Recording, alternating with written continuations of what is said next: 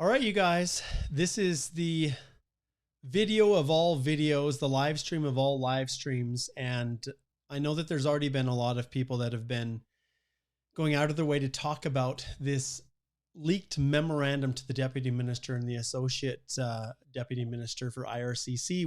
What's this memo used for, you guys? Well, it's used for the purposes of guiding those that make the decisions regarding levels planning. And so this memorandum is something, and that they use to make those annual levels plans and try to decide how many we're going to take in next year and the next year and the next year. So these 3 years levels plans, that's what this memorandum is. I'll just flip over here and just show so people know what we're talking about. We're talking about this thing right here.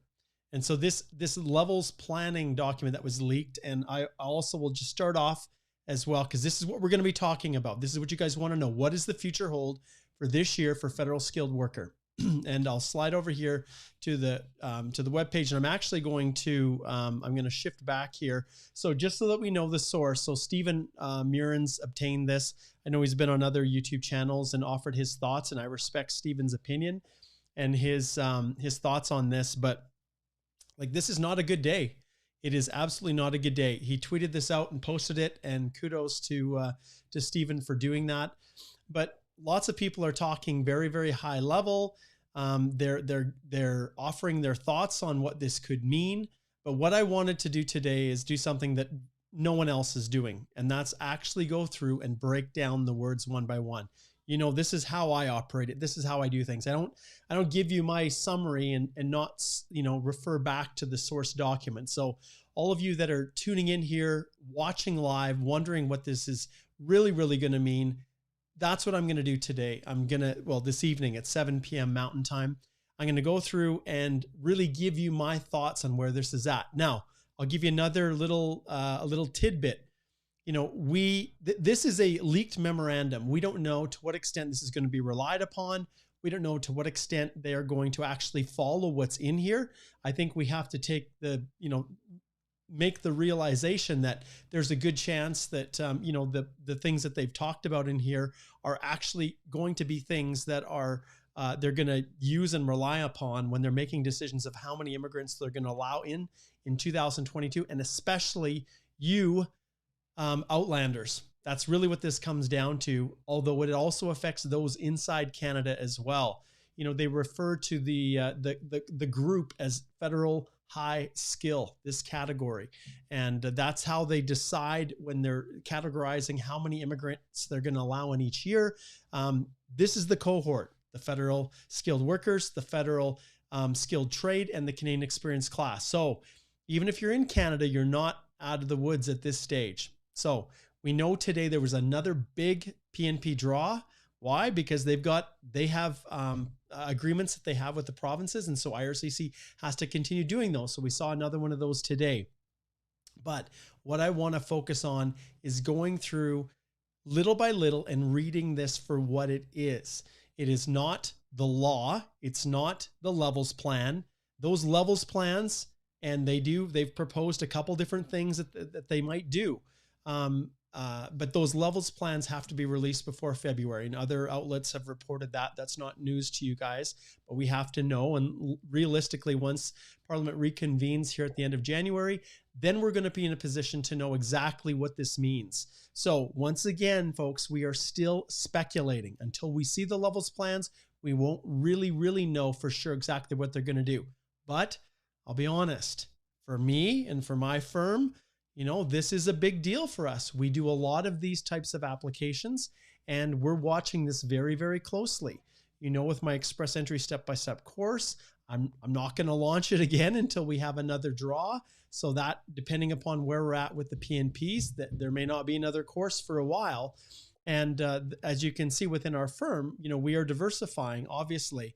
But when it comes to people that are directly affected, and that's all of you, understand, you guys, that this is something that you do need to be concerned about. And for a long time, I didn't really think that the government was digging themselves into this big of a hole. But the reality is that's where we're at. So little by little, I will definitely get to questions as we go through this. But this is going to be a very, very detailed overview of everything that's in here. and each line by line. And if you are someone who really, really wants to know what's going on, stick around and watch. If you don't care and you're happy to read the other summaries that are out there, the other projections by other people, then this video is not for you. So we are going to go through this together just like I always do. So let's start off from the very, very beginning here. So right off the bat, the purpose of this memorandum right here is to seek your decision regarding an extension of the pause. So the beginning, remember this was back in November that this document was produced in 2021. They wanted to know, basically seek an extension of the pause for federal high skilled. So understand, this is not just FSW, this is CEC as well, from November 1st to January 31st. So we know there ain't gonna be another draw, that's for sure, based on an existing large inventory and limited levels space planned for the FHS stream in 2022. So that's a good opportunity for us to shift over and to take a look at the actual levels plan so we know what we're dealing with. So let's take a look at the plan as it is right now, the 2021-2023. Right here, this data starting here is actually this year for 2022. So if we go back here, you can see the overall planned permanent resident admissions. We're dealing with the federal high skilled, that's you guys. This year it was 108,500 was kind of their target, and sorry for 2021, and for next year it's supposed to be 110,500.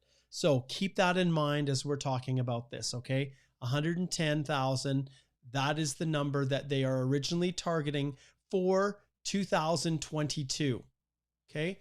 So let's flip back now and let's dive back in here. So now they're trying to figure out what they're going to do. So they say here that obviously the problems and the delays and all this was complicated because of the travel restrictions, and it led to an accumulation of large volumes of FHS applications in the processing inventory.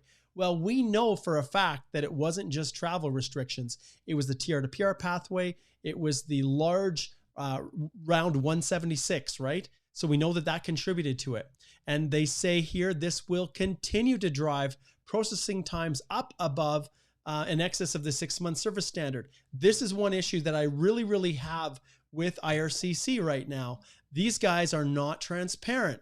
So if we go here and go to IRCC and pull up processing times, okay, and we go straight to the one that everybody cares about that's watching this video right now, and that's Express Entry. And this is for people that are actually in the queue. So if we go to economic immigration and then we go to the federal skilled, we'll go with the federal skilled worker. Okay, that's the best one. And it doesn't really matter. I haven't applied yet, brand new. What are they showing here? 6 months. And the last time they updated this was September. So they've basically thrown their hands in the air and said, you know what, it's not even worth trying to update this. This is a complete and entire gong show. It is a mess. And so they're not even going to the trouble of updating the information so that you guys know where you're at, those who already have applications submitted. So, but they've acknowledged, yes, surprise, surprise, they're above the service level standard. And as always, it's the pandemic and other factors at play. So you can see here, the department projects that the inventory under the federal, you can see high skill, which includes those ones we talked about, at the end of 2021 will be more than sufficient to meet the admission targets next year under all scenarios currently considered. So what that means is if you break this down, that the number of applicants that they have in the queue waiting to be processed are enough if they were to all land next year to meet those annual levels plans. Okay. Now we don't know what the pandemic's going to do. We don't know if things are going to continue to be slow or if they're going to expand, and the virus takes off again, or whether things are actually going to slow. We don't know. And so there's an element here of unpredictability. So even though they have all of these numbers queued up for this year, it doesn't mean that they just stop processing. Okay. So it doesn't mean that they just cut everything off and they don't do anything and they land everybody in 2022 and don't do any more draws. That is not what this is saying. And this is where I disagree with some folks out there as well, who are suggesting that there's going to be no CEC or FSW draws next year. I don't believe that's going to be the case for a number of reasons. We saw that, and I did a video on this a while back, the budget has allocated, $86 million specifically to improving processing. Complicating factors are these gong show portals that they're trying to work through that have got a lot of issues. So we're hoping that they're going to be able to clean some of those up. But they've also allocated over $1 billion to dealing with the Afghan crisis, which in my mind is code for we're going to hire people to actually work with them so that the officers who know how to process the federal high skill class of people, that category, they're going to be able to turn their attention to it. Okay, so keep that in mind. All right, so you can't just land everybody in 2022 without forethought of what's going to happen, because you can see it takes at least 6 months in an ideal world, generally speaking, for Express Entry to run someone through, issue an invitation, have them apply, go through all the process, and land all in that 1 year. So they have to start doing something before the end of the year, even if they have met their full, they feel like they have enough in the inventory to meet this. Okay. All right. So now we've looked at the summary here.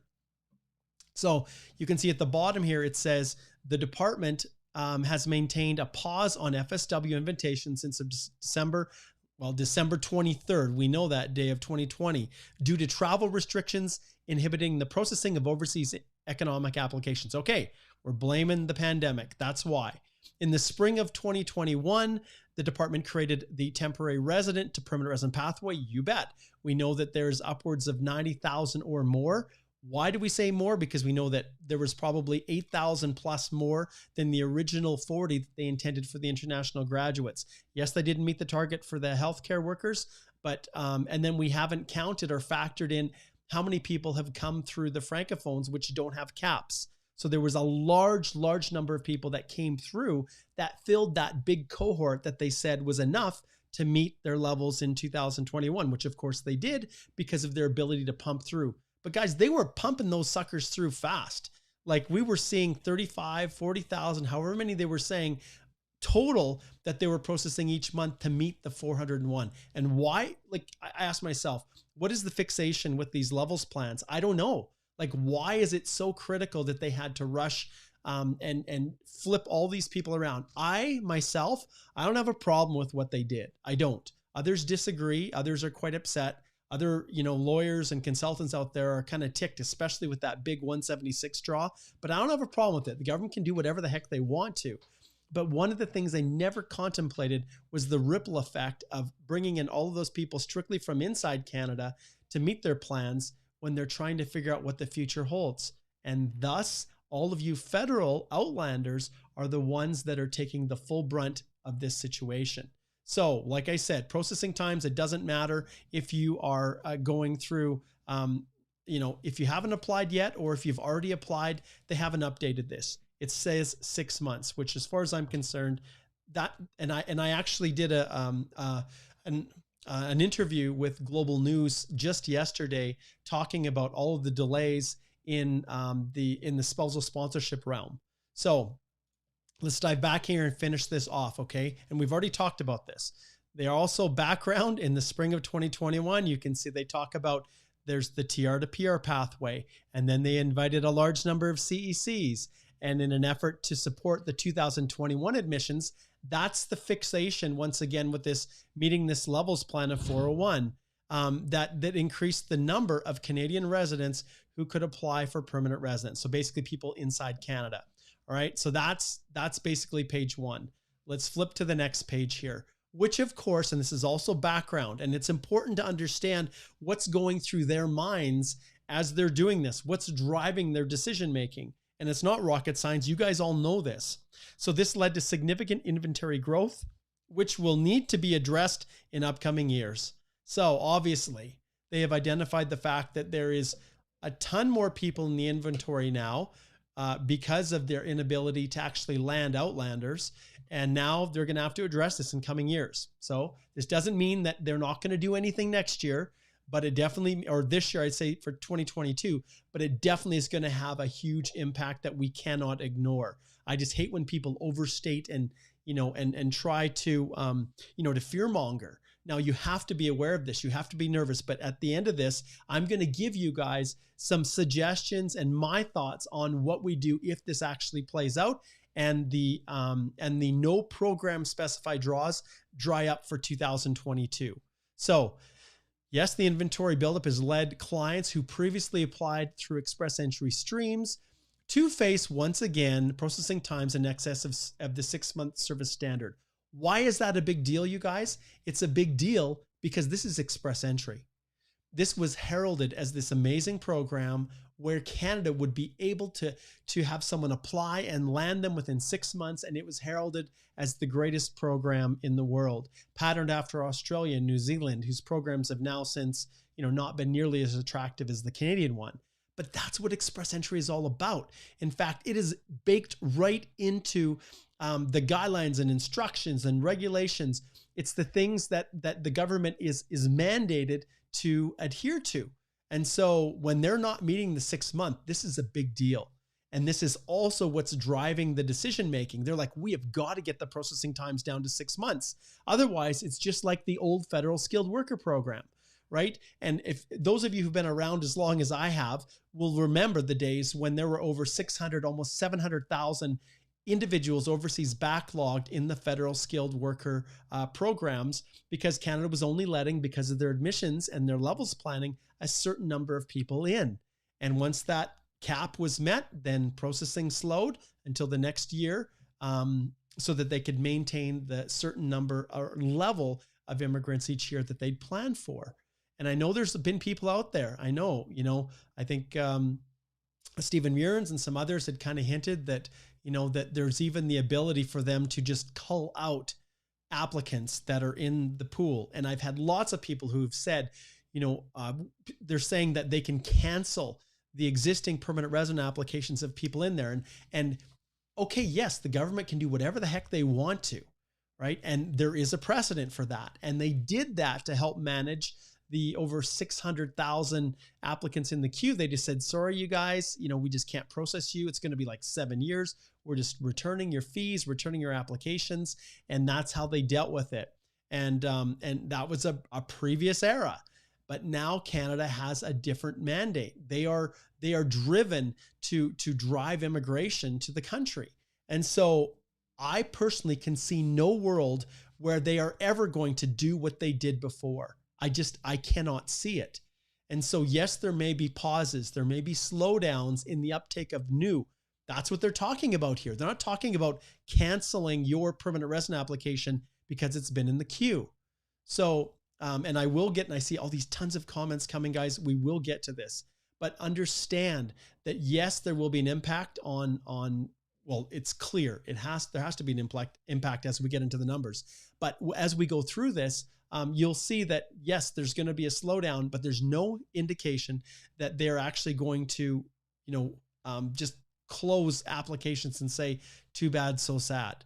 Like that would be cruel and unusual punishment. Absolutely. Okay. All right. So let's jump in here and let's keep going.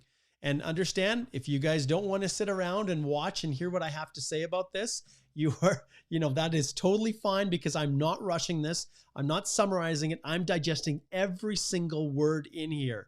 All right. So hang on with me. And I know everybody has got lots of negative comments, and we will get to them. I will answer questions after, and it's all fair.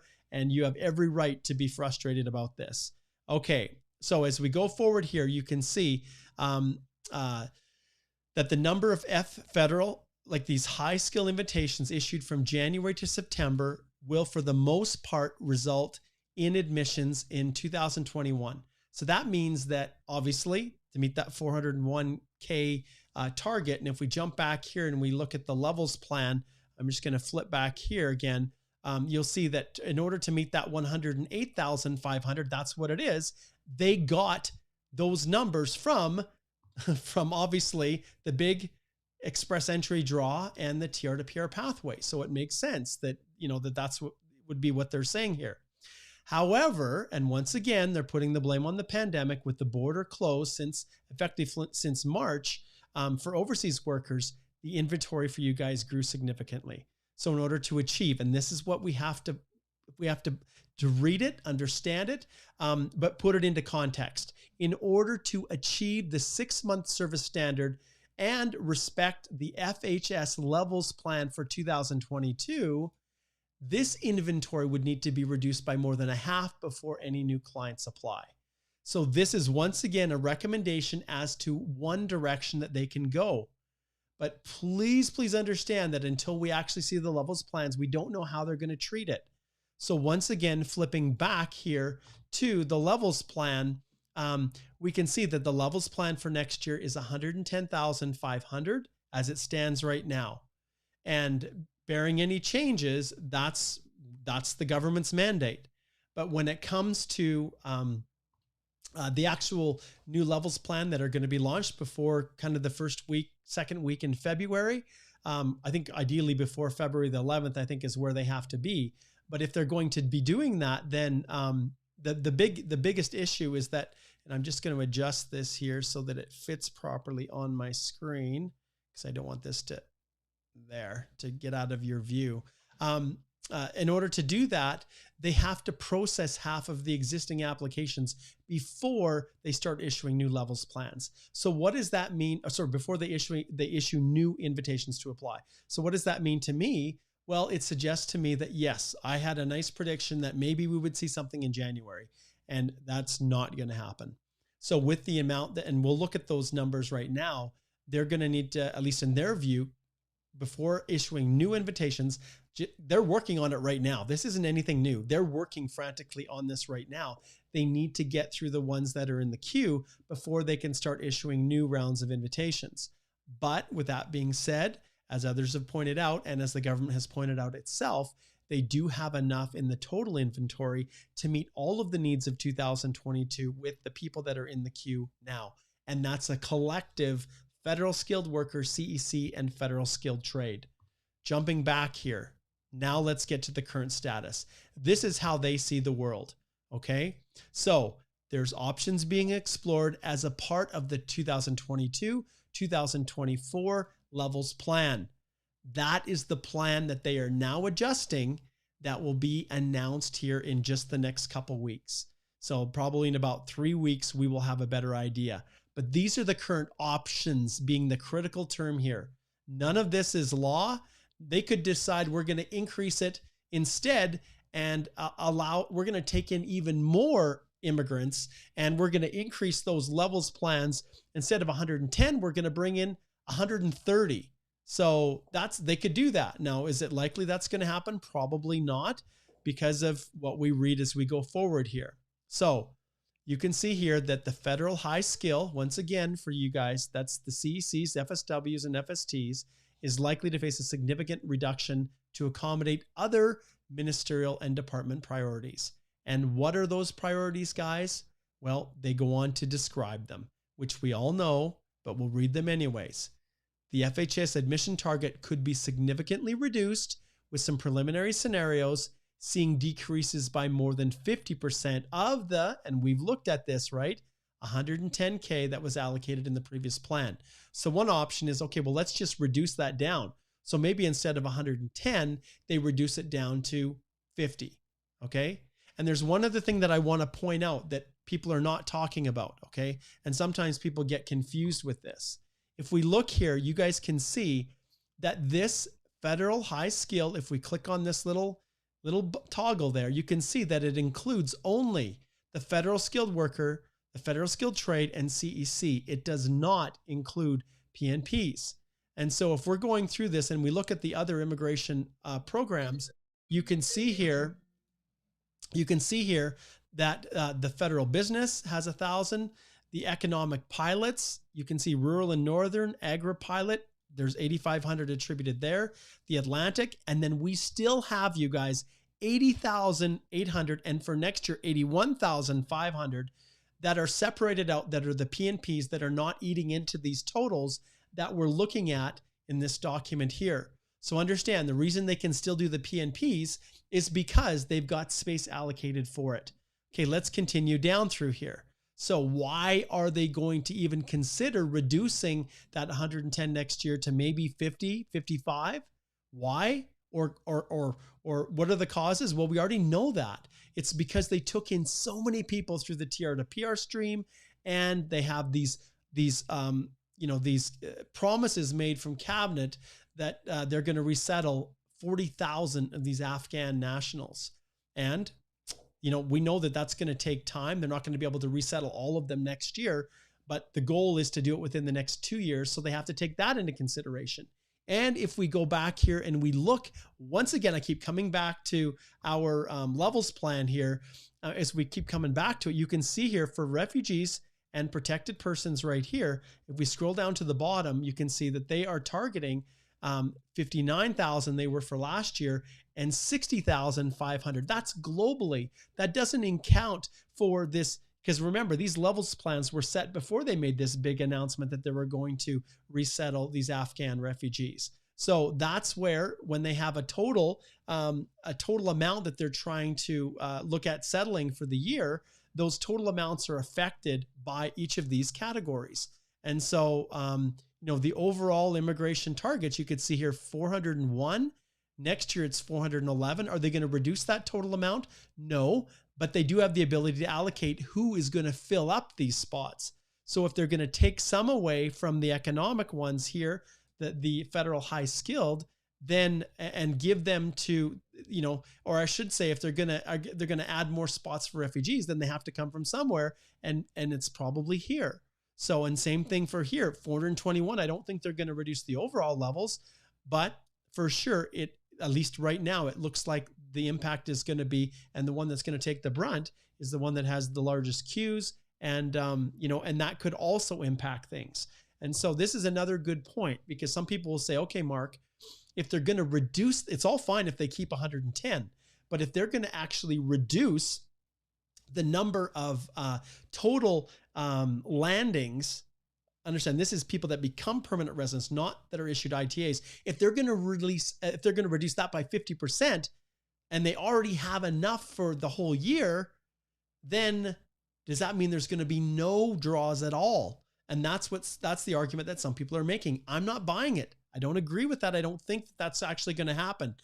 Could it? It's possible, but I just don't feel like that's the case. It may be that we're waiting a number of months, and maybe we're waiting for half of the year. But like you said, like I've said, I don't believe that there's not going to be another federal high skill draw this year. And we're talking non-PNP. This is just the straight express entry draws. All right, let's keep going. And thanks for sticking it out, you guys. We're going through this in detail so that you understand, and then you guys can formulate your own opinions. You don't have to listen to some summary, some 5-minute video from someone, or someone who really doesn't know what they're talking about. Now, I'll just remind everyone, tomorrow I have a meeting with Minister Fraser, and guess what I'm going to be asking? I'm going to be asking, where the government's at with this. Are they intending to do, what is proposed here in this memoranda? Now, the reality is, often those discussions are in camera, and things that I'm told that I'm not to share, I won't share those things.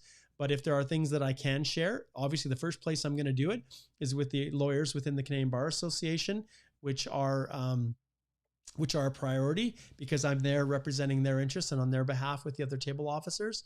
But we just, I'm going to be looking for some answers amongst a bunch of other ones. And so only time will tell. Let's keep going, okay? All right, so we know that the Afghans and the TR to PR and the large express entry is what has put us in this position, because they were so desperate to meet that 401,000 levels plan, that 108,000 from last year. Okay, some more statements here. The federal high skill round, they have been paused since September 20th. Yes, we know that. That was the last CEC draw. And then an estimated 76,000 federal high skill persons will be on inventory at the start of 2022. So going back, let's look at the math. 76,000 they project to be in the pool, so not like in the queue, have submitted, their EAPRs, 76,000. If we go back here and we look at the levels plan again, what does that mean? Well, if the targets are 110 without being changed, right? You can see that there is a large portion of these that is that is already going to be filled with existing applicants. Okay, let's keep going. So yes, it is significantly higher than what is needed to meet the admissions targets, and therefore no new FH intake is required for at least the first half of 2022. So I think it's very, very likely, and you guys know how conservative I am with this stuff. I think it's very, very likely that we're not going to see a no program specified draw by at least July. And many people, I know how angry you are. I know I can read the comments. I haven't even started pulling them up now, and you have every right to be frustrated with this, you know, and the reality is there's been winners and there's been losers in this situation. The winners are all of those individuals who never had a prayer of qualifying to become permanent residents of Canada because either their skill was too low, their score was too low, they didn't have the necessary work experience, but they were in Canada, they were here. And those people that were in Canada, many of them suffered through some pretty awful times where they couldn't work. They had hardly any money to support themselves. There was lockdowns and they were stuck here. Remember, in many instances, individuals who were with employer-specific work permits had no ability to work anywhere else. And many of them, the whole reason the TR to PR pathway was created was to say thank you to all of the essential workers that were on the front lines battling it out when COVID was in its high peak. And all of us were cowering away in our homes. They were out there on the front lines when so much was, we just didn't know about it. It was this deadly, deadly virus that was killing everybody. That's what we, that's how we felt. And obviously things have changed. It's still super, super serious, but we've got the vaccines.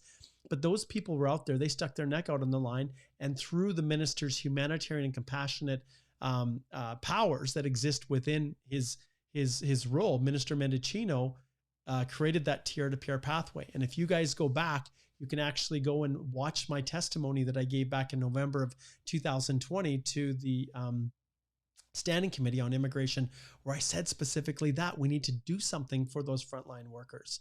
And that message was followed through with meetings with my fellow table officers with the CBA. So this, guys, it's very, very likely that we're not going to see another draw like that until probably July. So that's where I want you guys to reset your target, not to the end of the year or not to no draws being at all for 2022, but reset your focus probably to July. We'll talk about at the end of this, once I get through this and we're just about through the meat of it, I will give you some suggestions and where I think you need to focus, given the fact you can't control this, but you do have control over some things.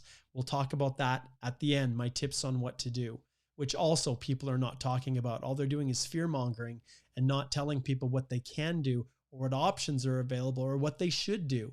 And remember, always, I'm a Canadian immigration lawyer. I work with people all the time. Consultations are something that we do all the time, those short consults to help people get back on track. And one of the most important consults I have with someone is telling them, look, don't waste any more money looking to pursue Canada as an option.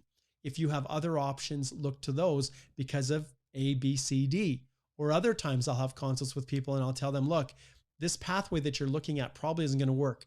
But based on what you've told me, there may be this other alternative that you may want to consider. And that's what I'm going to talk about as we wrap up this thorough dissection of this document. Okay, moving forward. So then now they're looking at the realities and why they do not post this. I don't know. We've looked at the page. We looked at the IRCC processing times, and you've seen it just like me. When we pull up federal skilled worker, what does it say? It says 6 months. So why in the world does it say 6 months if this document here is actually revealing the current reality, which is FSW, federal skilled worker now, this isn't all the categories, this is just the federal skilled worker, are currently at 20.4 months. Yes, indeed, over 3 times what they should be. And it's expected to continue to grow as older inventory is processed. Yes, it is. So the processing times are expected to rise to 36 months through 2022. Once again, they have this, and this is something else that I want to point to, okay? And this is another thing no one is talking about. And I wish I could pull up. Well, I guess I could pull up. I want you guys to go back, and I want you to go right here. Well, you don't even have to go anywhere.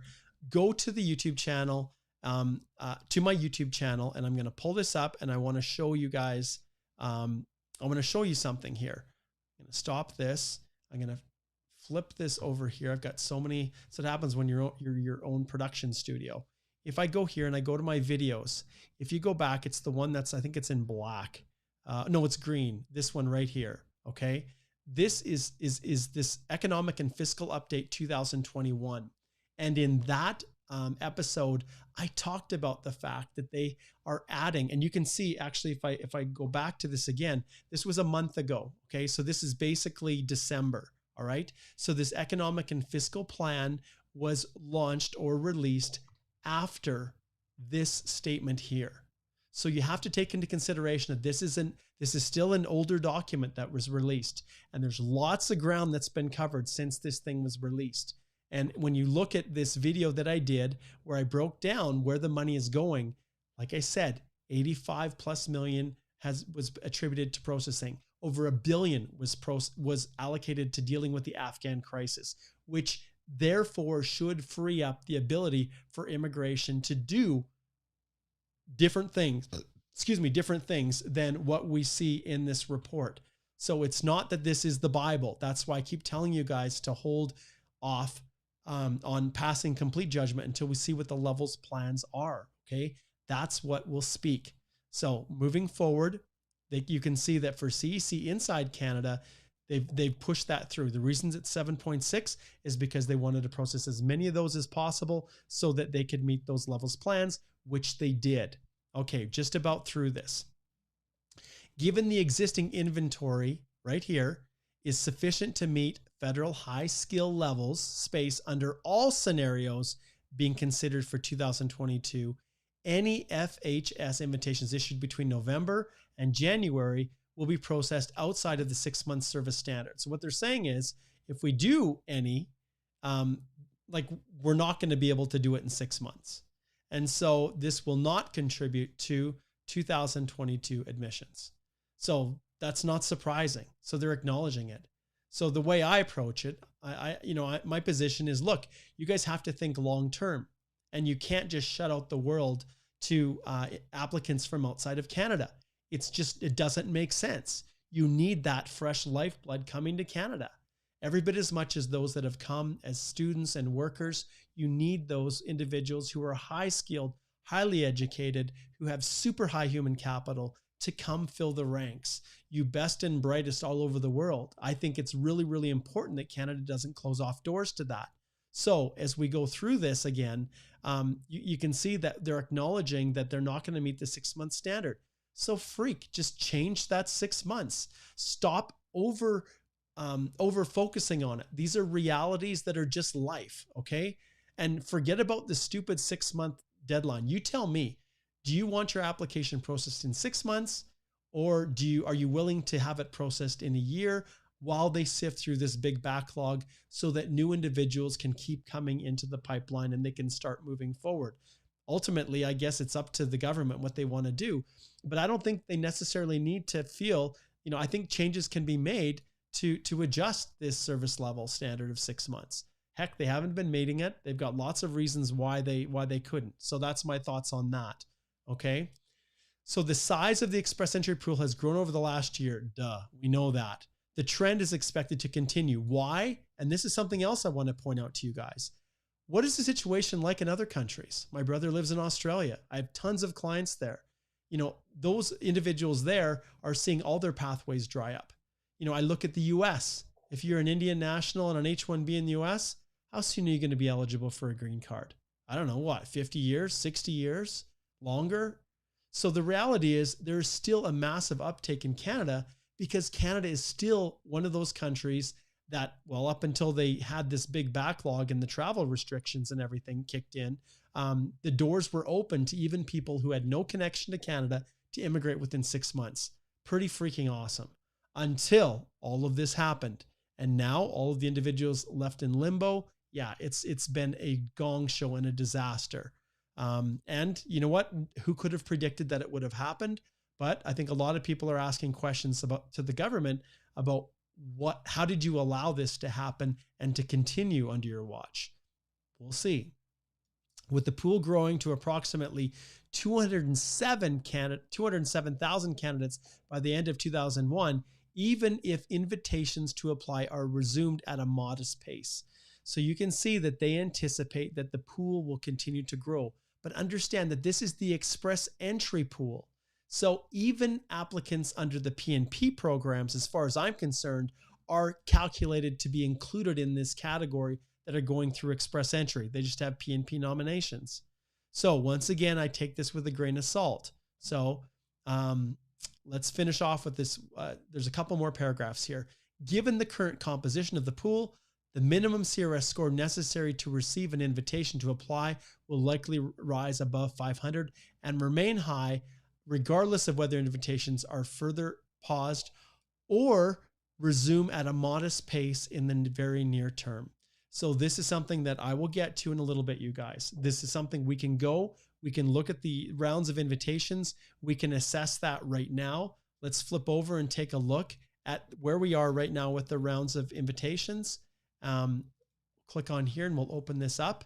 All right, so let's take a look. We're going to skip past the fact that yes, we had 1,036. Remember, those form a part of those 80,000+ that are specifically allocated for PNP. They're not cutting into the federal high skilled.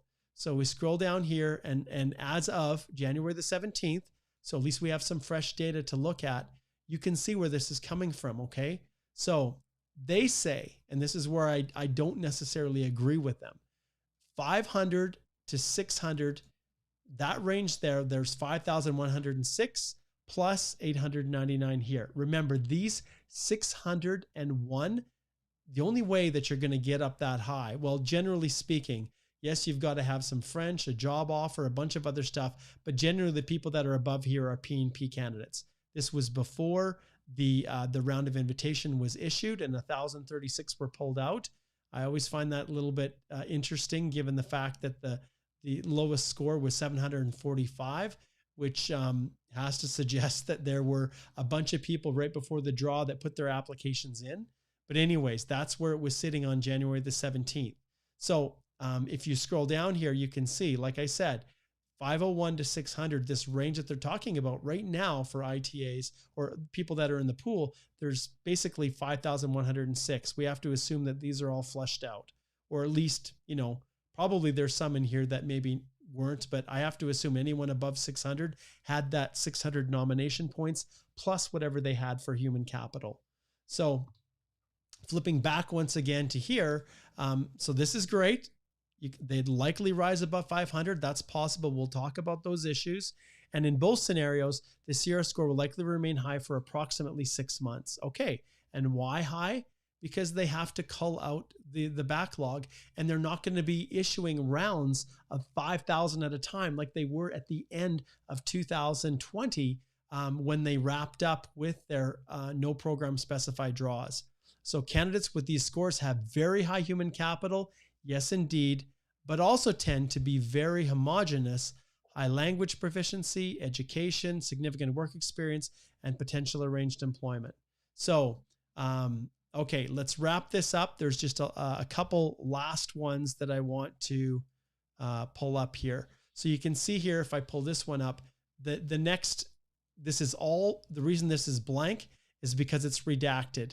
And the government then relies on this right here. If we blow this up, any access to information, it's like this. They say basically that it's protected and that they're not going to divulge the really juicy stuff to us. So we have to do a little bit of guesswork. And then there's a last few paragraphs that Stephen shared here. And if we pull this up, let's just expand this so that we can see this a little bit better. And I'm going to shrink this down. All right, let's shrink this down a bit here, there, and then let's just expand it. Okay, we'll back this off here. Okay, so let's take a look at the top. All right, so consultations. Who's talking about this stuff? Consultations have been held with the operations and policy branches, communications, and other branches participating in the Levels Planning and Production Committee. What is this created for? It's to determine what those numbers are going to look like in the next 3 weeks. That's going to be a video that you guys are going to want to watch. All right, communication implications. All right, communication. Now you're going to have to message this to the world. We've made huge problems for ourselves. Now you're going to have to disseminate it to the world in a way that people can understand. During the pandemic, once again, see, everything is the pandemic's fault.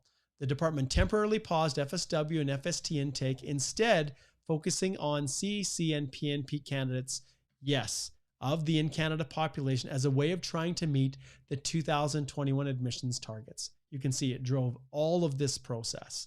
In this case, all FHS intake paused would be maintained while continuing with PNP invitations, which is exactly what we saw, right? That's exactly what we saw.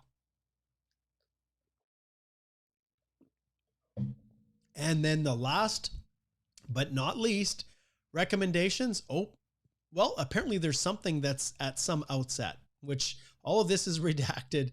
And then the last little blurb, the department will continue inviting all PNP candidates in EE pool on a bi-weekly basis. So every 2 weeks, you can count it like clockwork. Every Wednesday, they're going to be doing another round of invitations for PNPs, regardless of what they choose to do with all the other stuff. So regardless of the option selected, international and intergovernmental relations will inform PTs of the department's invitation to apply strategy going forward. That's great. And I sure wish that they would be a whole lot more transparent. But what are we waiting for? You guys, we are now waiting for the levels plan to come out and to see exactly what immigration is going to do. Tons of speculation. And now I'll open it up to questions. You guys have been really patient, and I know that it took a long time to go through this, but I hate it. I absolutely hate it. You know, I understand the quick wins with YouTube. People want to get 5 minutes and out. They're good to go, but it doesn't help to tell the full story. And yes, Igor, he did the thumbnail image for this. And yes, the sky is falling. It really is for you Outlanders. You know, there's so much uncertainty and so much, you know, that we have to consider. And I understand where you guys are at. So I'll take some questions here. And as I take some questions, as I'm taking them, I'll also offer some suggestions and give you guys some advice and direction depending upon where you're at. Okay, remember to put a Q in front of your question so that I know it's a question, not just you guys, you know, just venting your frustration to each other within the channel. So let's dive in and see what we've got here. Okay, Vishvesh is number 1.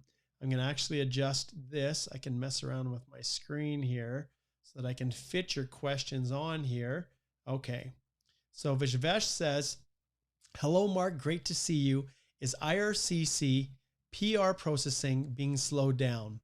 The answer, absolutely, as we've seen, is yes. Still waiting for TR to PR results. Last update, the 10th of December, and now they don't even pick up the calls or reply in web form. No, they do not, Vishvesh.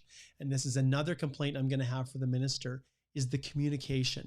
It is just not acceptable. They have no right to just say, we're not talking to you guys. Once again, they've allocated money to deal with issues, and I hope that that money that they're spending of my taxpayer money is actually going to result in a benefit to the immigration programs and the ability that they have to communicate with you guys. You deserve the right to know where things are at. And it really irritates me when they don't.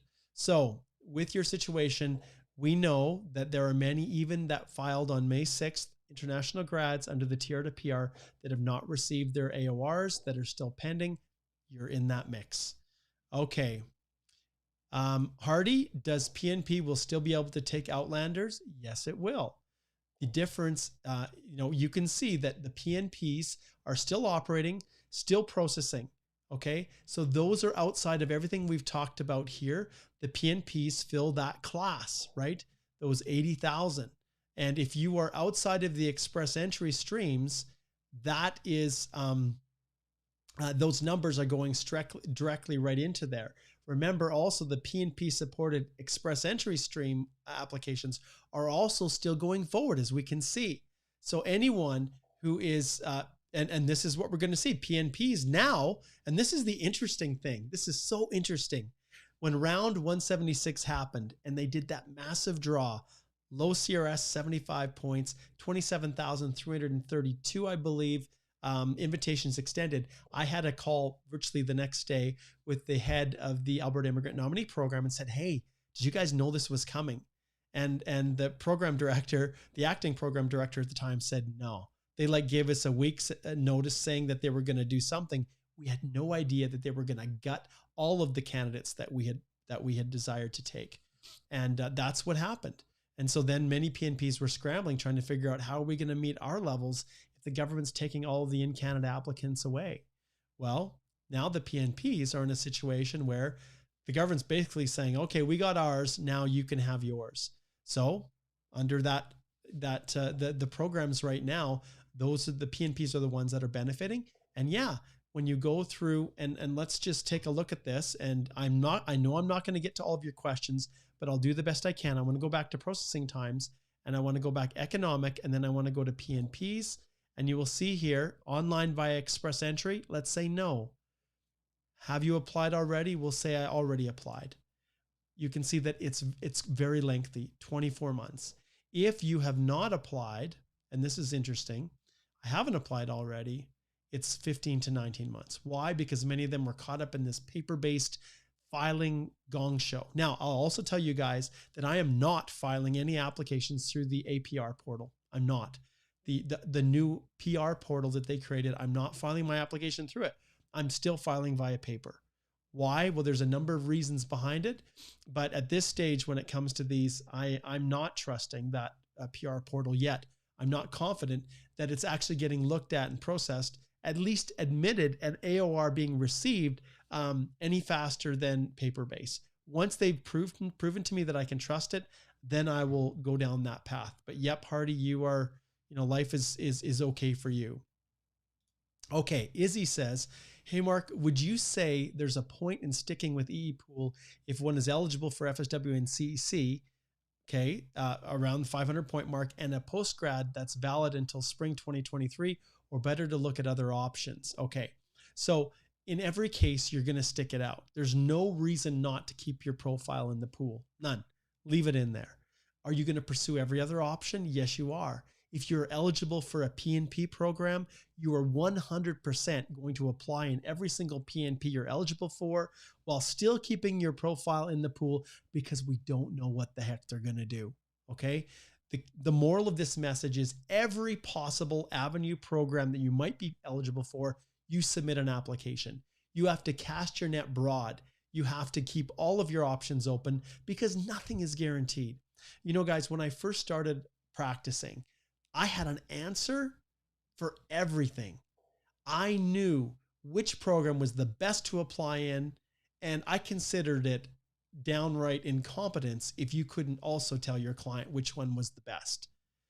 I would look at processing times. I would look at, whether or not the person met the eligibility requirements.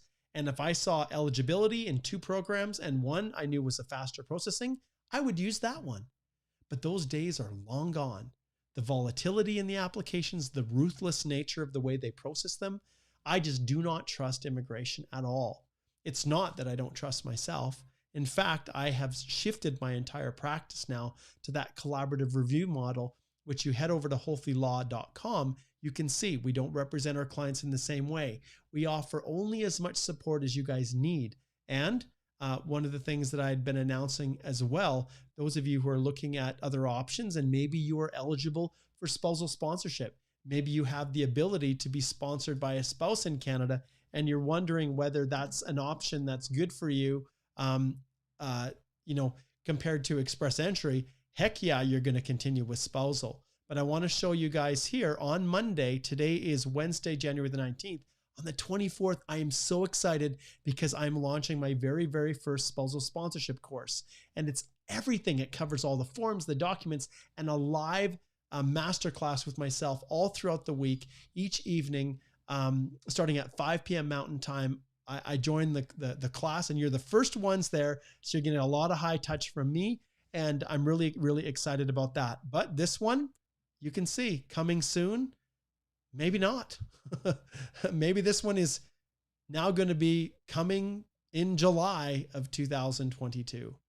Fortunately, when, what's that term? When the world gives you a lemon, what do you make? What do you make if the world gives you a lemon? I'm going to give one free consult to the first person in my feed that can finish that statement for me. When the world gives you a lemon, what do you make?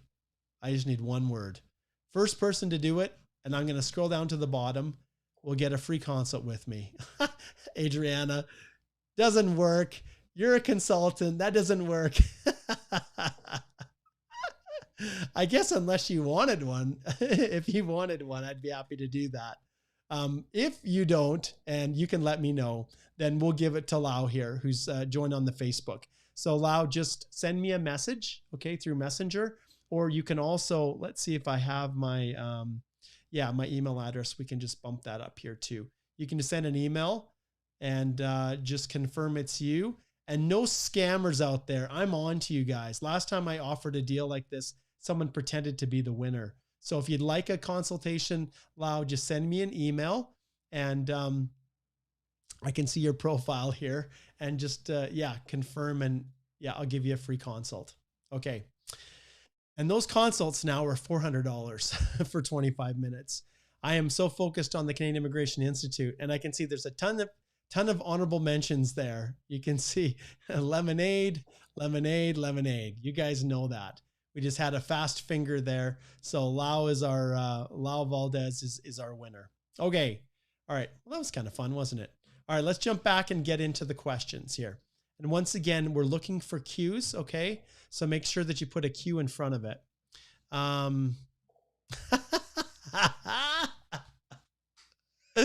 That is so funny. Anurag. He says, Stephen was on Kuber's Kamal's channel. That is where all heck broke loose. Yeah, I'm sure it did. You know, Stephen, he does a lot of federal court work. He does a lot of litigation. You know, he gets a lot of referrals from people when things go south. He does an excellent job at pulling this information out, and absolutely, I don't know what he said. He probably said that, did he say that maybe there was a possibility that, that they would cancel all of the previous applications to clear the backlogs? Maybe that's what he stated, but you know, hey, I've said some things myself that I've had to backtrack on this channel, and it's not easy when you just pull up a comment and then you've got to figure out, an answer in 5 seconds while everybody's waiting. And so you guys try to be on the other side of the camera. Not so easy. Okay. So much communication, so much talking here. I can't even remember where I left off. And I see all you guys communicating back and forth. That's so cool. I love the interaction. I really do. Now I got to figure out where I started asking you guys questions. And I apologize if I missed some of you. Let's see here. Yeah, I know I'm going to miss some, and I apologize for that. I can't remember where I left off. Okay, Jacqueline says, hey, Mark, just wanted to say thanks for all the advice you give in these live streams. I recently got PR, but the advice you give online was exceptionally valuable through the process. Hey, I will give you one of these. Oh, wait a minute. I have to change. I always turn my music down. You got the tail end of a clap there, Jacqueline. Okay. Good question. Wrong says, so why does Liberals have to reduce EE intake to make room for TR and refugees? It's in their mandate. They can do whatever they want. If we don't like those decisions as Canadians, we don't like those decisions, then we make those decisions based on our vote. We elect another party. And when it came to last fall, the majority of, they won the majority of seats to be reelected and to maintain at least a minority government. So because of that, they can do whatever they want. My friend, they can do whatever they want. Feed Yoga, you guys are hilarious. I wish I knew what your real names were. Should the work experience be for the same employer for the CC applications? No, it can be combined from within Canada, different NOCs, different employers. It just has to be all within the previous 3 years. Okay. Is IRCC even processing PNP applications anymore? It's been 3 years now. It depends on where you're at. Inside Canada, yes, they're going through. Outside Canada, everything is ground to a halt. And once again, I've talked about it, oh my goodness, so much. all from last year, you guys. The same discussion was the pandemic, travel restrictions, quarantine and lockdowns. All those things are the reasons. And hopefully with the millions of dollars they put into processing, that your situation will move forward. Okay. Hans says, hi, Mark, greetings from Singapore. My wife plans to do a student pathway while I apply for open work permit. I do hope by 2023 we can qualify for CEC or FSW. Do you think it's a good plan? This is where I ring this little triangle, Hans. I recommend you book a consult with us. Talk to Alicia, talk to Chanel, book a consult with myself or Susan. And I can tell you that in that short little time, we can let you know exactly the good, the bad, and the ugly. But one thing I can guarantee, we'll give you the truth. And when it comes to students, yes, that is one of the options, and it's always been there. Now it's super, super tough. I'm hoping Lou is about ready to join me, my good friend Lou, to carry on the conversation that extended from the one I did with Will Tao, my good friend out in Vancouver, who shared the intel on Chinook in my Immigration Nation. I'm hoping to get Lou on to talk about students. And we know in previous Immigration Nations that I've done with Lou, he shared some interesting data on the refusal rates and acceptance rates by country. So that's obviously a factor. Singapore, there are, I think it's kind of moderate in terms of where you are with students and studying, but there are some clear pathways that you have to follow and boxes you have to check off. And one of the courses that I will complete here, that's one of the advantages when Express Entry slows down and I'm not doing as many step-by-step courses and master classes, it gives me time to turn back into producing those courses that I've said I was going to do for years. Oh, the problem is I get busy with the firm, right? And I get busy serving you guys through these live Q&As. But now the advantage I have is now I'm starting to hire more and more awesome immigration lawyers to join my firm, which is freeing me up to do more of this. And fortunately, I have an awesome wife, fantastic kids who let me do this, even though it's 8 p.m. Mountain Time on a weeknight that I should be spending time with them. So, all right. So as far as the options, yeah, if you can get a study permit, yes. And there's no harm, you guys, in applying for one, 0. So if that's a path that you want to consider, absolutely, it is something that you can do in the interim that isn't affected, at least at this stage, by PR. But it's tough. It's tough.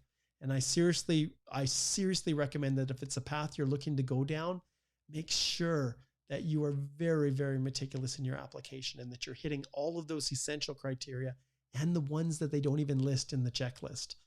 Take your education plan and expand it out to areas that, that immigration didn't even ask you about. Your job is to convince them. And then it's our job as a firm, if they refuse it wrongly, to then go take it to federal court and challenge it. Okay. Shirag, no, we cannot. We cannot expect a big CEC in the coming months. I think that's pretty clear now. Rohit says, can we expect any CEC draw after February? As some people will lose the status soon. Okay, this is where I want to point out once again, like at Holthe Immigration Law, we're doing everything in our power to give you guys as much intel and update as we possibly can. When you go to my channel, the home right here, you guys can see it. Yeah, there's the crazy thumbnail Igor produced, but look at this one right here. Can you stay in Canada after your work permit expires? Don't be deceived by this one. It's scheduled for, oh, wait a minute. It looks like it's actually scheduled. We updated it. It's tomorrow. Join me tomorrow at noon with Alicia, and we're going to expand on her amazing blog post that she, and go to our site, go to Holthe Immigration Law. It's just holthelaw.com. Go to our resource page, click on blogs, and you will find awesome content. And this is one of them that Alicia, she actually wrote it on December 15th of 2021. How long can I stay in Canada after my work permit expires? Is so much more than just that. She goes through all of the options, directing it to both employers and employees for knowing what to do when your work permit's expiring and you do not have that desired invitation to apply to allow you to stay. And I can't even scroll through this. It is so long. It's so many pages. It's just full of all kinds of resources. And tomorrow, Alicia is going to join me and we're going to talk about that in a live. Join us tomorrow at noon. And for those of you who are asking this question, What do we do? Status is going to be lost. Come tomorrow and we're going to talk about that. Everything that we do is focused on serving you. It's focused on giving you the information that you need to try to make correct decisions. And right now I'm in a very, very fortunate position. I just finished my term as the national chair of the Canadian Bar Association Immigration Section. And I think you've seen from this past year, I don't hoard that information. I share it with my members and then I share it with you. And that was the case with the TR to PR pathway. It's the case with the big Express Entry Draw. It's the case with every aspect of what I do. I am all about serving you. You guys are the whole reason for my existence. All right. And my lawyers in my firm are wired the exact same way I am. So come tomorrow and join. Okay. Hardy says, Alberta has an ANP that requests us to have an EE profile. What's going to happen with the PNP for Outlanders? Well, keep your PNP profile, your EE profile in there. As you do that, you also then have the ability to possibly be picked up with a notification of interest, right? And let's face it, you guys, the whole issue is not when my application gets processed, although that's important. It's, can I at least get into the system? Can I at least get an opportunity to apply? And if PNPs are the way to go, and that's something you're going to see a whole lot more content from me this year, is the PNPs, for the simple reason that things have dried up with the federal high skilled programs, CEC, FSW, and federal skilled trade. All right. Sam says, do you think it's a good idea to do upfront medicals while waiting for FSW application processing, waiting from September 2020? No, Sam, I just hold off. Obviously, there isn't this massive volume of people that are getting medicals done. So very, very likely wherever you're at in the world, there isn't a big backlog waiting to get those, waiting to get your, what do you call it? To get their medicals done. Sorry, I've got my text messages, and one of my good friends, he's been harassing me because I've been stuck home. I've been quarantining for 10 days since I returned back from the US because I brought a little friend back with me. And that's called Omicron. I tested positive. At least I'm assuming that that was the case. So I had to quarantine for 10 days and we do lots together. And he was inviting me out for lunch today. And I said, no, I can't. I've got these live streams. So big shout out to Steve for being patient. And while I've been hunkering down here, working through, just getting better and now doing this. But I'm good to go. Thank goodness. It sure helped to be double vaxxed. All right. Now, Nishant says, how long does it take to get your file finalized once it is assigned to the immigration officer after the eligibility is done? Thanks. Nishant, that's something I can't actually answer. It's been completely unpredictable. It's been all over the map, and it doesn't matter who you talk to. Even the government themselves, they can't tell you that. I don't know what kind of file you have, whether it's Express Entry or an economic program. I'm assuming that's the case. But the reality is, even after eligibility is done, yeah, you're going to be in that queue for a long time. There's some great sites out there that really aggregate that data where you guys all jump in and put your information in and say where you're from. And, there isn't any one that, I prefer over others, but those are the best sources for getting information on when you may or may not likely expect a passport request. Okay. Joe says, are PNP candidates expected to have processing times longer than 6 months? Yep, they are, Joe. Absolutely, they are. Okay. And anyone who's asking, okay, so Gurminder says, my CRS in CEC is 488, work permit expired December 7th. Now applied for visitor record. What to do? Can't work. What's my fault for this backlog? It's not your fault. We're all like, this is a situation that many, many people are in. And that's why Alicia wrote this blog post. Okay. That's why she wrote it. So come join us tomorrow and we'll talk about those things. And we'll answer questions and do what we can to try to help you guys. I feel like in many respects, it's like a war, and I'm a medic and I'm trying to triage and help people that I can help. And, and some people there's nothing that I can do to help, and it just breaks my heart. All right. Okay. Here's an interesting question. Faiza says, I submitted my TR to PR May 6th. Yep, day one. My application didn't start processing yet, but if it eventually gets processed, can I use all this waiting time toward my time for citizenship? No, you can use up to 2 years. If you're on valid temporary status work study, you can use, I shouldn't say up to 2 years. You can use 2 years to equate to 1. So maximum of 1 year, and then add on the other 2 and you're good to go. Okay. Shiva, nope. We can't expect, I don't think, a CEC draw in the coming months. Not from everything that we talked about today. Why are they not having more people to process files? Great question, Kieran. So obviously, to run the government, it costs money. And every year they have a new budget and they allocate a certain amount of money for processing of immigration applications. They allocate a certain number, and who processes them? The officers. And so when there's only so much money to go around, there isn't an infinite amount, then they can't hire new officers.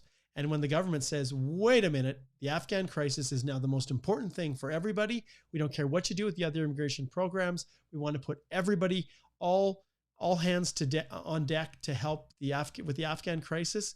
Then there's not much that can happen. There's not much that can be done.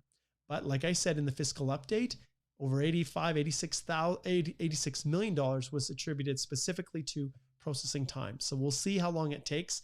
Officers have to be trained.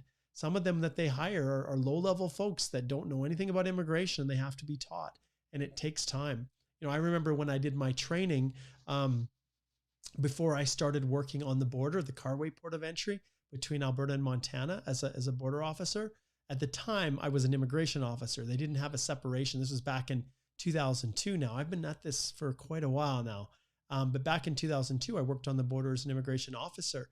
And during that time, my training consisted of 2 weeks, 2 weeks training.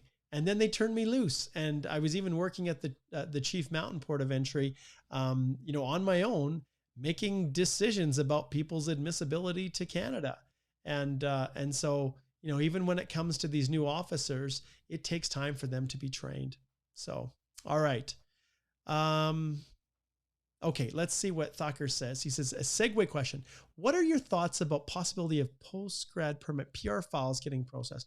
I heard there are some files in line from about 2.5 years ago. Oh, grandparents, sorry. Yeah, it all comes down to priorities, right? And there's only so many resources around. You know, they dictate what they feel is a priority and what isn't a priority. The reunification of families in terms of spouses and dependent children is a priority. Parent and grandparents don't rank as high on the list. They have a tendency to say, apply for one of the super visas, right? So yeah, I can't imagine that those are going to get moving forward too fast, especially when they've got such backlogs they have right now. Okay. Wrong says, do you expect TR to PR to become a regular stream in the future? No, I do not. No. If they were looking for ways to bring in new candidates and they felt they weren't going to be able to meet their levels planning targets through the economic programs without it, then that's one thing. But that's definitely not going to be the case. Now, ultimately, modifications to Express Entry, we know that in previous budgets, they talked about occupations in demand and having occupations lists. And I've talked with lots of people about this. Someone emailed me last summer an ATIP that covered some of the projected expectations of what this program could look like within Express Entry, and I can't find it. If you have a copy of it, I would love to get a copy of it. And as always here, let's see if we can find my email address, which I can't. Oh, no, there it is right there. This one right here. Oh, no, that's not it. I'm grabbing the wrong one here. Fun, working on the fly. This email address right here. Send an email to info@holthelaw.com if you have a copy or access to that Express Entry kind of projected changes where it potentially could include occupations in demand. And I think many of you have heard lots of people talking about that, but that's kind of died by the wayside. Now it's all about that new tier system, right? And yes, I will do an episode on that when it starts to heat up and there's less speculation. Okay, I'm going to go just a little bit longer. We're still kind of into OT a bit here, but I really want to give a chance to answer some questions and be able to share a little bit more insight. Anyone who's asking about CEC draws and stuff, do I think they're going to happen? I think I've already answered that quite a few times. Let's see here. Okay, this is a wonderful question, and I'm going to give this person a big cheer. Okay, so Mel says, how helpful French as a second language help in all this mess? French as a second language is helpful. French ability as a, well, even whether it's a primary language or not, if you're hitting the equivalent of CLB 9 with your French, it's a big deal. And that segues into my tip 2. 1, yes, you've got to consider studying in Canada, even more so than before. So be careful. Be careful who you use with that. There's going to be lots of scammers out there. Make sure that you are educating yourself and not just relying on them. At Holthe Immigration Law, we help people with overseas study permits. Okay, but make sure, be careful, because there's going to be lots of people that are kind of scamming that stuff. And you really need to make sure that the education agent you're working through is reputable. 2 is, yes, learn French. And I've already been talking about that. There's a lot of points up for grabs, 50 plus if you can reach that level. Plus, because you get the extra 50 for having a certain level. And I know you all speak English already, so of course you're going to meet the minimum English level that will give you that boost of 50 points. But on top of it, there's those extra points for the second language in French. So highly, highly recommend that you all consider, if you're stuck, you can see your CRS points aren't going to be as high. You know, you just don't think there's going to be a chance you're aging out. That's what you do. Now, I didn't see this one slip in here. We had a little super chat slip in here, and I don't want those to get missing. So now when you do the super chats, you gotta post your comment in the chat, because otherwise it's really hard for me to find what your question was. Okay, let's try this one here. Oh, maybe I already answered that one, Faiza. I think I may have. Yep, I think I may have answered that. And she got lemonade. That's funny. Okay, now I'm really messed up with my questions. It's so hard to stay on track with your questions. So I'm so sorry about that. Okay, let's, I feel so sad for all those who not only lost points waiting for a job, but for all those new applicants who were investing in submitting a profile. Absolutely. ECA, IELTS, translations, I agree. It's really, really heartbreaking. Okay, David says, what does this mean for Outlanders who are thinking of immigrating to Canada but have not started the processes yet? That's a good question. And the one thing that we don't know is how this is all going to shake down. We know, based on looking at the rounds of invitations and who's in the queue right now, who's in the pool right now, that the scores are going to be super high.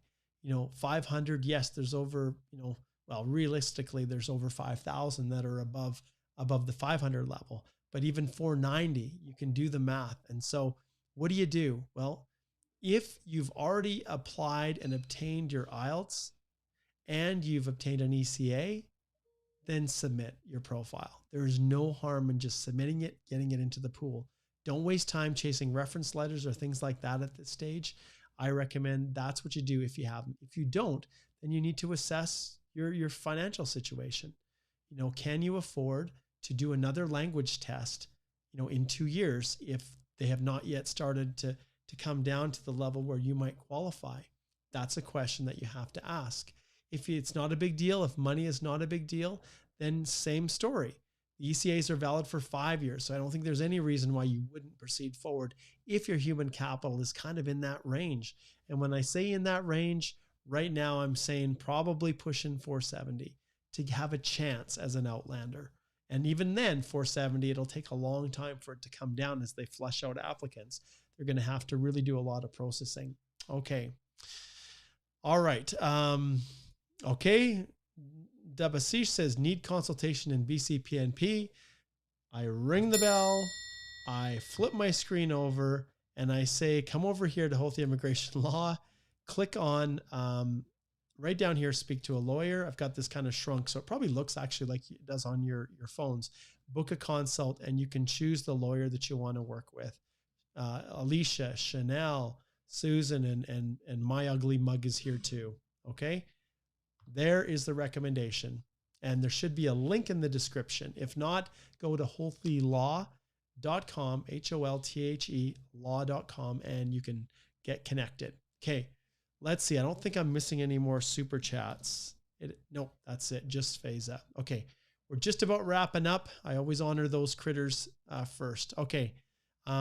Yeah, I know that I'm not going to be able to get to all of your questions. Hopefully what I've shared today so far has been helpful. And I know you guys are stuck. Applied for the spousal open work permit from UAE, but no answer yet. However, my wife is planning to extend the study permit. Is it possible to add me with her in the same file while applying for extension? Your application has to be submitted from outside Canada if you're not in Canada right now. If you are, yes, but when you're from the UAE, no, you can't be included in that way in her extension application because you have to be residing, you have to be physically in Canada. So you're still stuck with that same process. And this is a great question now, especially Makita. Any chance they will introduce a work permit extension policy similar to last year for inlanders, given there are thousands of people on expiring permits due to no CEC draws? This is something that I actually can see happen. I realistically can see that is a possibility as the ripple effects of what IRCC is doing start to come to fruition. And so that would not surprise me at all if they chose to do that. There was questions being asked of me. When was it? Well, even as early as last week, and people were asking me if there was any chance they would do another post-grad extension. And, at the time I said, no, I don't think so. But I'm just not so sure anymore, given what they're doing to you guys. I'm just not sure. Yeah. So Elias says, so basically FSW from 2021 are to be processed by 2024. That's not quite promising.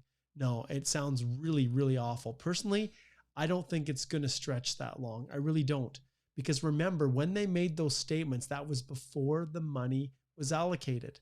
And so personally, I think that budget update where they allocated money to dealing with these issues, it was designed to address that. So I don't believe that 2024 projection is a reality now.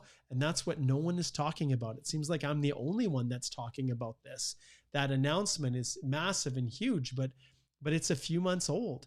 And in that time, we had a fiscal update and we're going to have levels plan adjustments. And so, yeah, for those that are in the queue, I'm not believing that it's 36 months. I'm just not, because they're going to be dealing with this.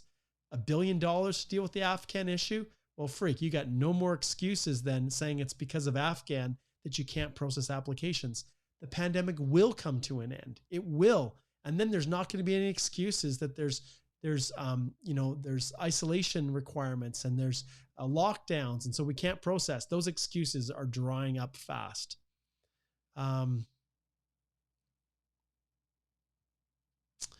Okay. Dave says, I haven't seen moving the weekly status for the last 3 weeks. What would you think the reason is? That's one I don't have an answer for you.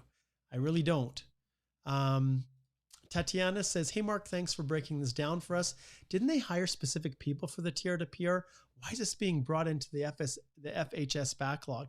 They didn't hire specific people, Tatiana. If you remember the videos that I talked about, they assigned the visitor visa officers, the TRV officers, to tackle the TR to PR. And then when they opened it up, those visitor visa officers had, like when they opened up the country and the lockdown and essential and non-essential travel was allowed, that's when those visa officers, many of them had to go back processing visas, visitor visas. So yeah, they didn't bring in a whole bunch of new people. They reassigned the visitor visa folks because they weren't processing them.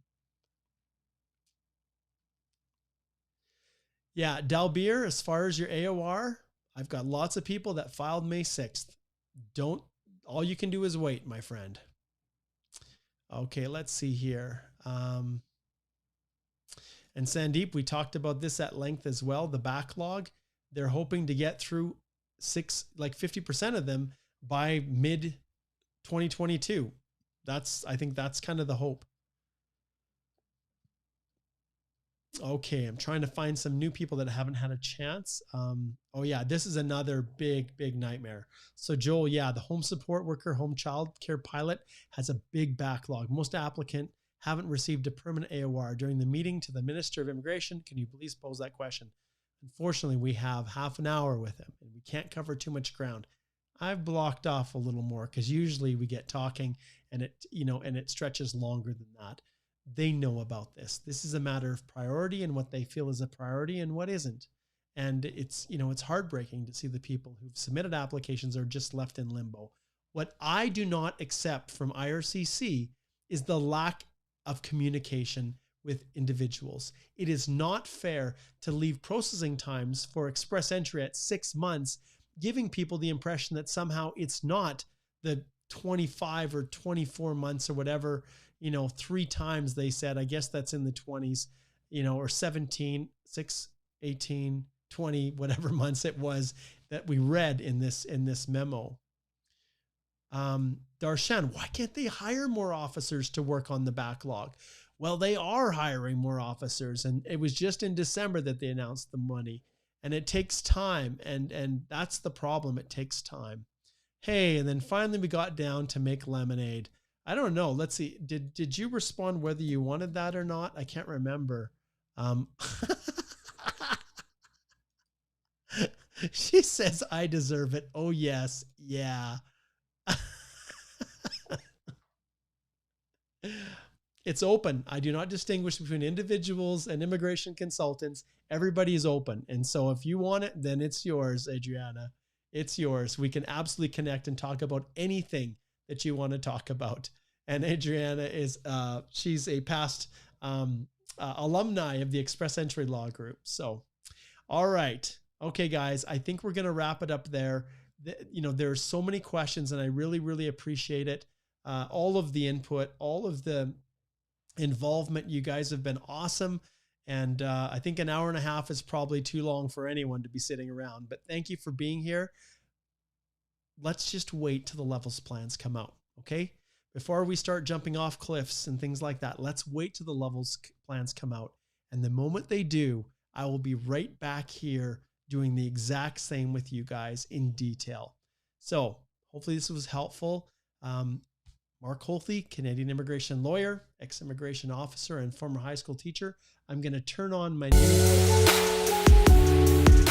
That's pretty loud. I wonder if it's that loud on your end. That's my new music. And actually, I now am safe.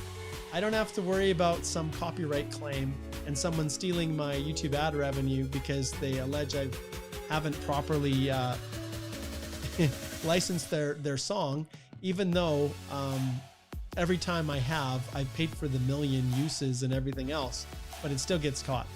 Anyways, not anymore, thanks to Harris Heller. So thank you, my friend, Harris Heller. He is and it is basically, I'm going to pull this up. I want to show you guys this. This is the coolest thing in the world. If you guys, immigration consultants out there, if you got your own channels and you're watching, this big, massive shout out to Harris. This is Harris Heller. This is his copyright-free music for Twitch and streamers and YouTube. Click on create here, and you can literally download. There's over 1,600 tracks. You can find something that'll work for you. So thanks to Harris. He's not paying me anything. He's just fantastic. And why would he? He's giving this stuff away for free. All right. Thank you, guys. Have a good evening. And join us, me and Alicia, tomorrow at noon to talk about all you guys that are basically in rough shape because your work permits are expiring. Take care. Good luck navigating this crazy world that we call Canadian immigration.